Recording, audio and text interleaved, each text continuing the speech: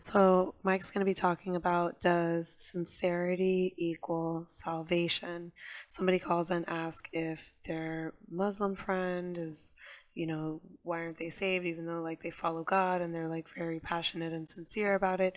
But let's hear what Mike has to say about it. He says something similar to what I was just talking about. Question 8. I have a Muslim friend that I speak with regularly about God.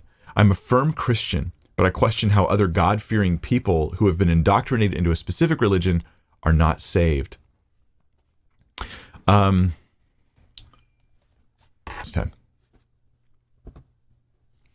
Brethren, my heart's desire and prayer to God for Israel is that they may be saved.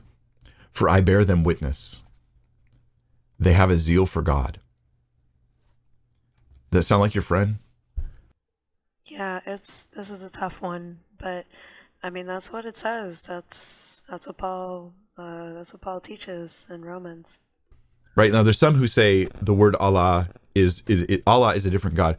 The word Allah is just the Arabic word for God, and so I mean, technically, yeah, it's the Arabic word for God, but the description of him is not the same as the description of the God of the Bible.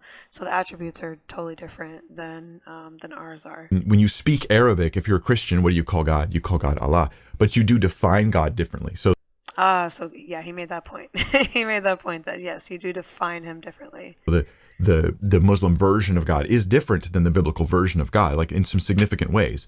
Allah does not, the Muslim version, I should say, does not love the sinners and the wicked the way that the true God does. That's so true. That's a good point. And he measures things based on merit, but even that, you're not sure, you'll get to heaven. Muhammad said that he had I think it's one of the hadith that says Muhammad had a vision of hell, and it was filled. Was it Muhammad? Or it's in one of the hadith. I don't know if it was exactly from Muhammad, but it's one of the hadith that says there was a vision of hell, and in it was mostly filled with women. Love how he just like cracks up right here.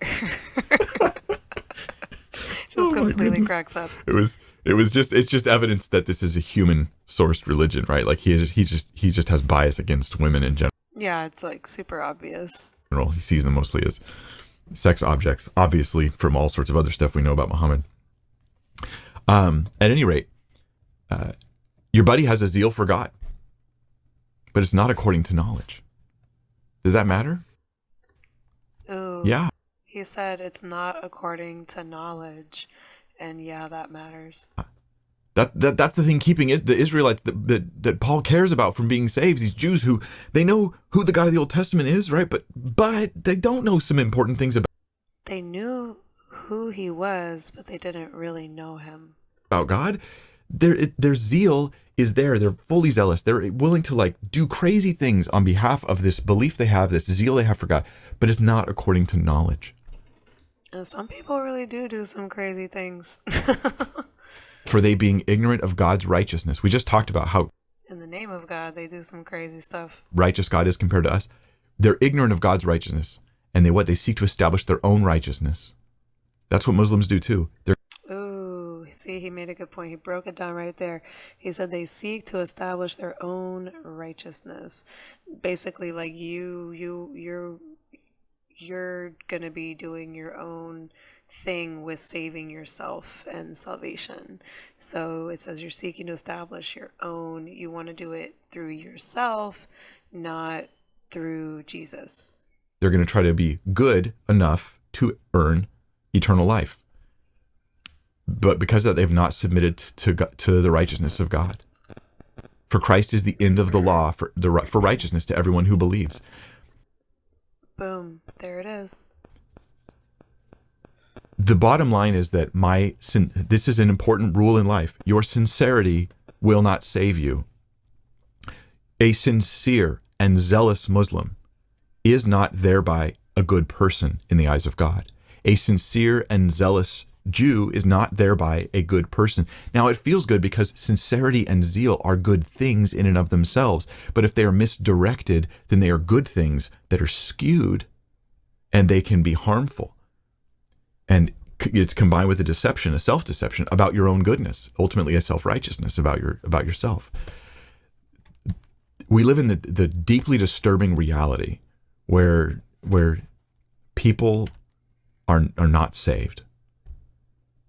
And you get to know them and you care about them. And God cares about them. Yeah, that's hard. It is. It's really hard. It's hard to know. Like you see somebody who's just very passionate about God, but it's not toward the true God. It's not towards the right God or the correct God, and it's not toward Jesus. And you know that even they have good intentions, it's just not it. And it might be tempting to think, well, but they're sincere. I mean, they won't listen to me about Jesus. And they don't respond to the gospel. And every time I try to share it with them, it's rejection for different reasons. You know, and I try to preach to them and show them that Jesus is the righteous one. He died on the cross, he rose again. And they reject all that over and over again. But they seem so sincere. Like look at I saw a video, you guys may have seen this on Twitter. Oh, he does like an example here with like abortion and like how these women are just like so passionate about it and like zealous about having abortion rights and all these things.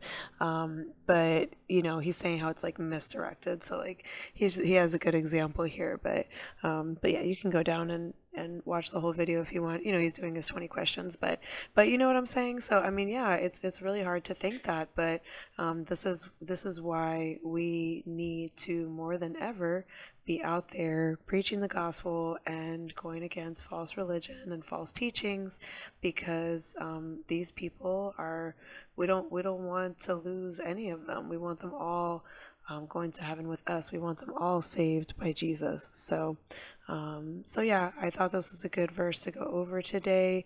And then, like I said, of course, you know, somebody else breaking it down even better than I can, you know, to kind of answer this question about people who believe in God, but they're just not, they're not of God. They're just not. They're not of the God of the Bible. So pray for these people, evangelize to these people, tell them, you know, say the truth, tell them the truth. You can't force anybody, you can't make anybody believe, but you can put it out there, you can offer, and it's their choice whether they take it or not. And you just pray that God continues to draw these people to Him and show them the truth.